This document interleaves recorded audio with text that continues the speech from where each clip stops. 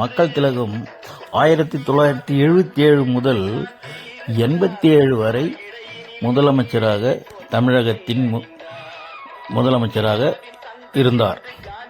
அப்போது அவருக்கு தன் குடும்பத்தின் பெயரிலோ தன்னுடைய உறவினர்கள் அண்ணனுடைய வாரிசுகள் முறையிலோ யாராவது நிலத்தை ரெஜிஸ்டர் செய்திருக்கிறார்களா, வீடோ அல்லது வீட்டு மனையோ ஏதாவது அடுக்குமாடி குடியிருப்போ செய்திருக்கிறார்களா என்று வருவாய்த்துறை அதிகாரிகளிடம் அறிக்கை தரும்படி கேட்டுக்கொண்டார்.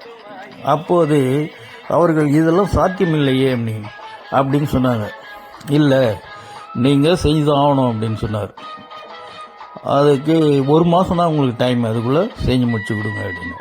அதே மாதிரி அவங்க ஆராய்ச்சி செஞ்சு பார்த்ததில் 1 இன்ச்சு இடம் கூட மக்கள் திலகத்தின் பெயரிலோ அவருடைய மனைவி பெயரிலோ அல்லது அண்ணன் பெயரிலோ அண்ணன் வாரிசுகள் பெயரிலோ இல்லை என்று சான்று அளித்தார்கள். இந்த சான்றிதழ் மக்கள் திலகத்தின் சரித்திரத்தில் இடம்பெற்றிருக்கிறது.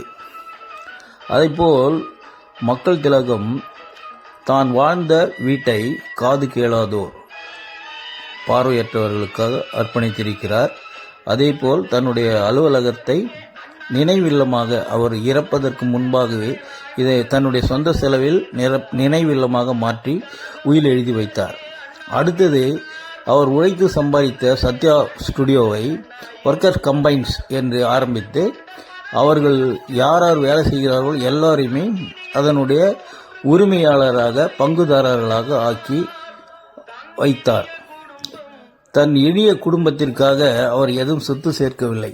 மற்றவர்கள் போல் முதல் மனைவி, 2வது மனைவி, 3வது மனைவி என்று அவர்களுடனோ அவர்கள் பேரன் பேத்தி அவர்களுக்காகவோ யாரும் அவர் சொத்து சேர்க்கவில்லை.